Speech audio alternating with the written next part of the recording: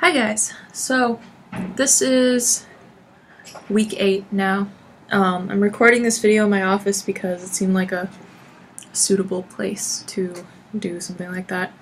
I don't really know how to edit videos or anything like that, so I'm gonna try to do this in one take. Basically, the purpose of this video is threefold. First, it is to inform you, keep you up to date on the readings and what is expected of you on that front. Number 2, to keep you informed on what's expected of you regarding the question and issue essay number 2. And number 3, to give you some strategies and like a timeline for your second essay to help you plan that out and not, save it till the last minute or forget that it's happening.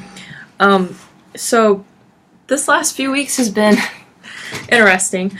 I was very ill last week, finally feeling better, and now classes have been canceled Monday and Wednesday, so we've not had a lot of class these last few weeks, considering like how much we should have gone through and talked about together.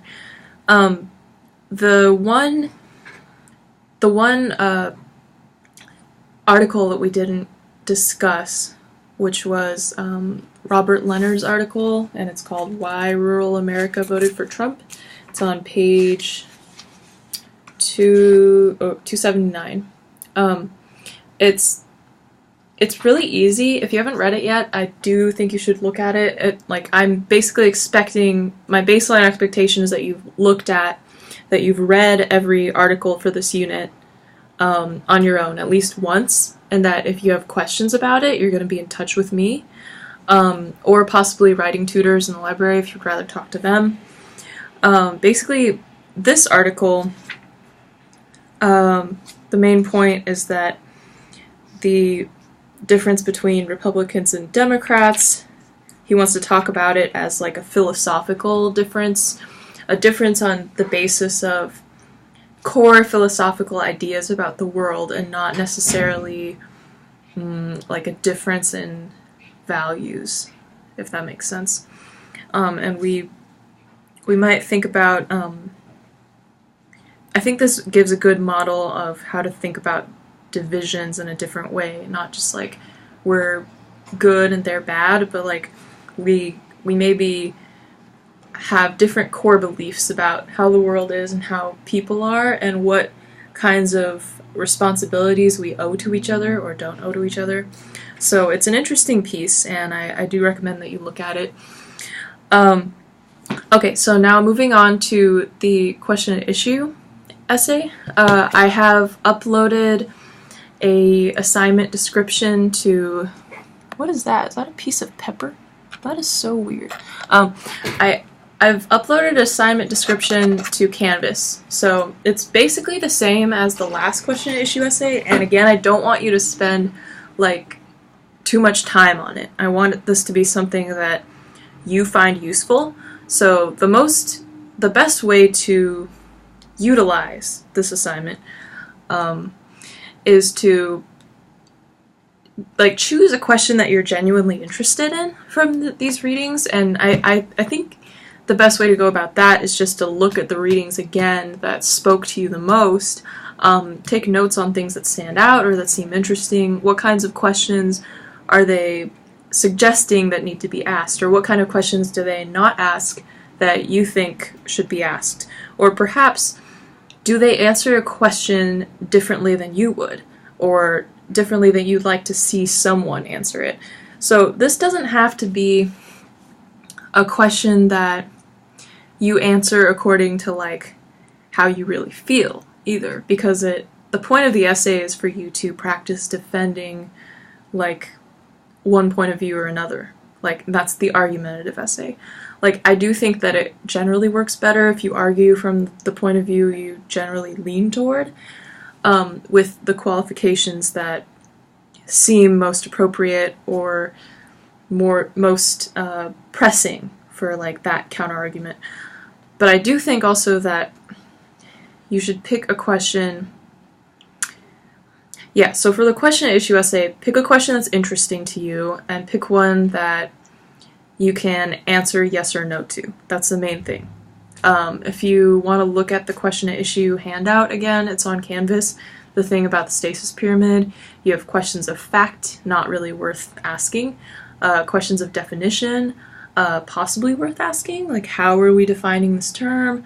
Would you define a caste system in America the way that, like, would you define the segregation that's happening in prisons because of the war on drugs and the racial segregation that's happening there, would you define that as a caste system? That's the kind of question at definition that I would say is kind of worth asking in this unit. But those are complicated. So questions of interpretation, which we went over before, are like, is X interpreted as Y? And in a way, you could also ask the same question that I just did, like, are we interpreting, or a slightly different one maybe, are we interpreting the racial segregation that's happening in prisons as a new Jim Crow? Is it effectively acting like this? So if we see two things as being equivalent, are we making an argument for equivalence? That's interpretation. And interpretation must have a good case to back it up. That's like what my discipline does. It's what many other disciplines do. So yeah, that's a question worth thinking about, I think. And then you have questions of consequence. Does X lead to Y? Will a lack of legislation for like limitations on the kinds of sentences you can get for incarceration for drugs, if we don't pass laws to limit how long we can keep people in jail for minor offenses like drugs, is this going to intensify or worsen what Michelle Alexander is calling the new Jim Crow, for example? So that's like a model of question of consequence. And it doesn't have to be like dire consequences. It can be like positive one. So you could do that argument like as if we do pass some laws, or if we do these things, and this question might require some outside research too, and you may want to see what like New York Times writers have had to say about it more recently, see what kinds of book reviews are out there on Michelle Alexander's book, if you're interested in this question. And yeah, okay, so now I'm just going to move on to questions of policy. So like, what should we do about this? And you could reframe, again, the last question as a question of policy. Should we pass legislation that limits the sentences of people arrested for nonviolent crimes across the board? And then you'd want to think about like the implications. Like, should we do it? No, yes, why or why not? And that's how you get into your enthymeme. So once you've read through the readings and you found a question that is compelling to you, and you know it's a yes or no question that can be answered with strong opinions or stances on either side, then you're ready to write the question and issue essay. And how you do this is by starting out just stating the question, and I'm just going over the instructions again in case you feel like maybe last time it wasn't clear, but I'm going to do this really briefly because I assume that you can just follow basically what you did last time unless I told you to do something differently. And you can always email me if you have questions. But anyway, here's how you do the question and issue essay. So you start with an introduction that just phrases your question, and you can say how you got to that question. You could say, I was reading Michelle Alexander's piece, and I was really interested in her definition of like this caste system, and I want to like ask this question of definition about like, how are we defining this, what she calls the new Jim Crow, as like a caste system or not, because that to me implies a lot of class issues, and maybe I don't see it as a class issue. I mean, I do personally, but like, let's say that I didn't. So then I would just start out with that introduction, with that question, and then I would answer it one way. Let's say yes. Let's say, yes, I agree that it's defined as a caste system, or that it should be defined as a caste system, and here's why.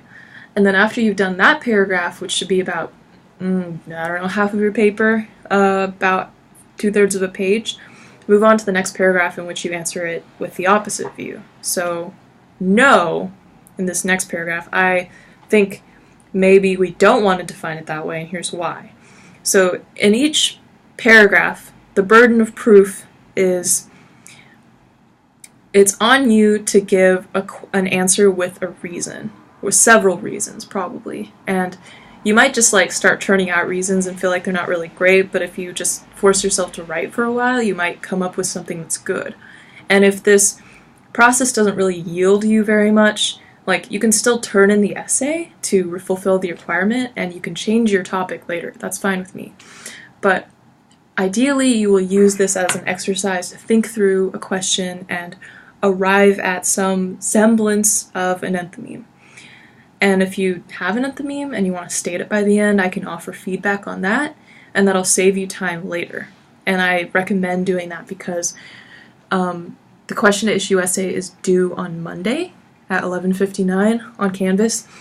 I know that this is inconvenient because I won't be able to give feedback probably until after the first draft of the 2.1 is due.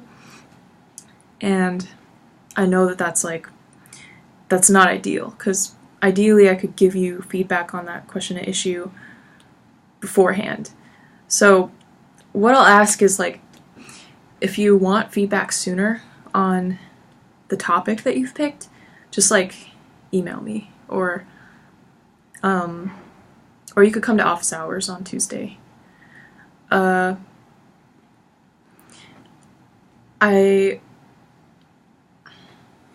think that's all I want to say about the question and issue essay.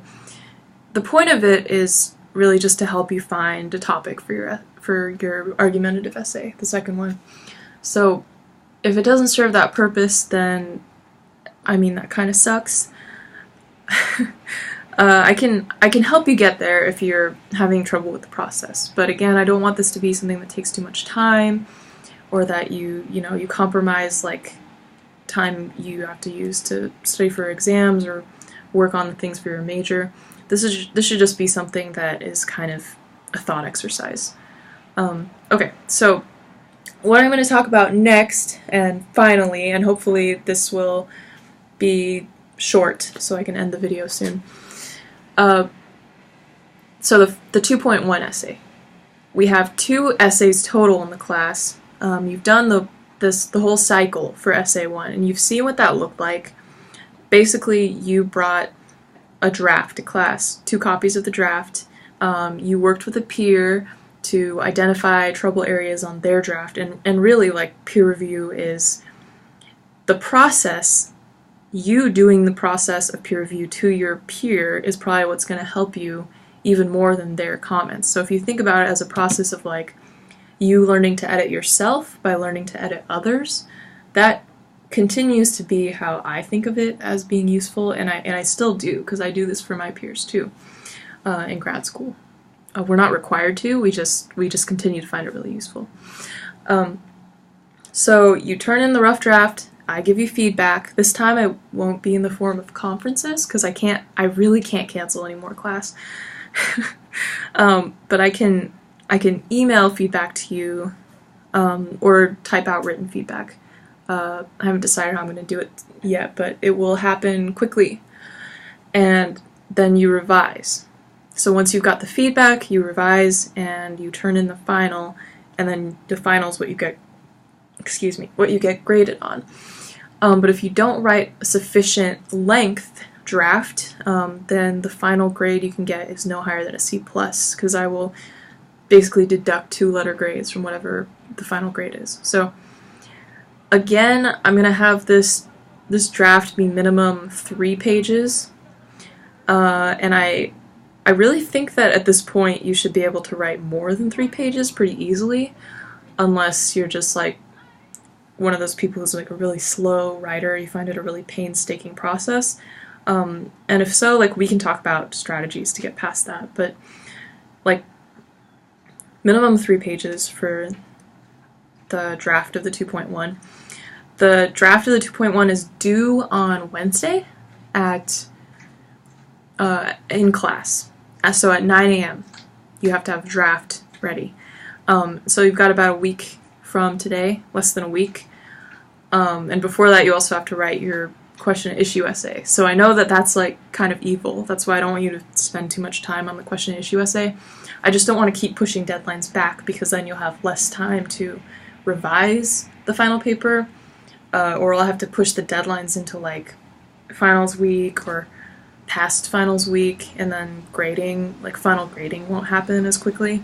So I just want to make sure that we're on track to finish. And I'm here to offer any help that you need if this sounds overwhelming given how like behind we are. Basically, my expectations for quality on question issue essays isn't as important as my expectations for quality on the drafts. And of course these are drafts, but I want you to like, you know, approach this exercise also in good faith and put your ideas out there, your reasoning out there, like try to do good transitions and topic sentences, and get those basic pieces there.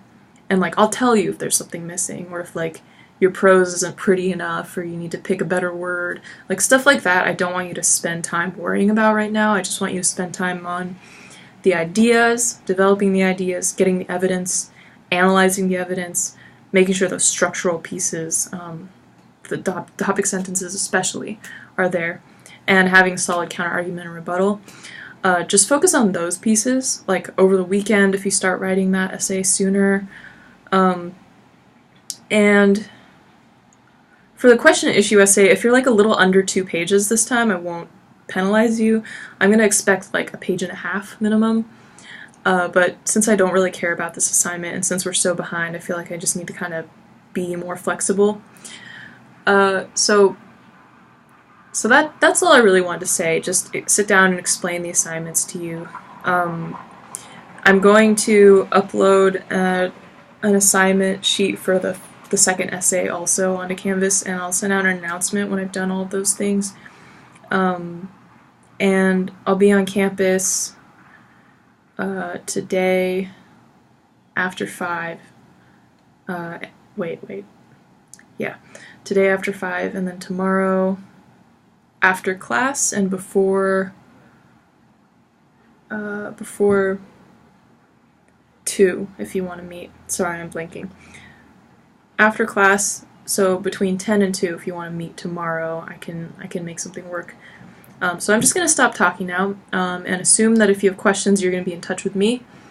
I'm hitting a lot of deadlines for my own work right now, so I'm not going to be able to like reach out and be like, are you okay, if I don't get something from you in a timely fashion. So I'm expecting everyone to be on top of their own schedules, and be in touch if they have questions. And I will do my best to get back to you as quickly as possible. So anyway, I will see you tomorrow on Friday in class, and I hope you have a good Thursday. Stay safe out there. Okay, see ya.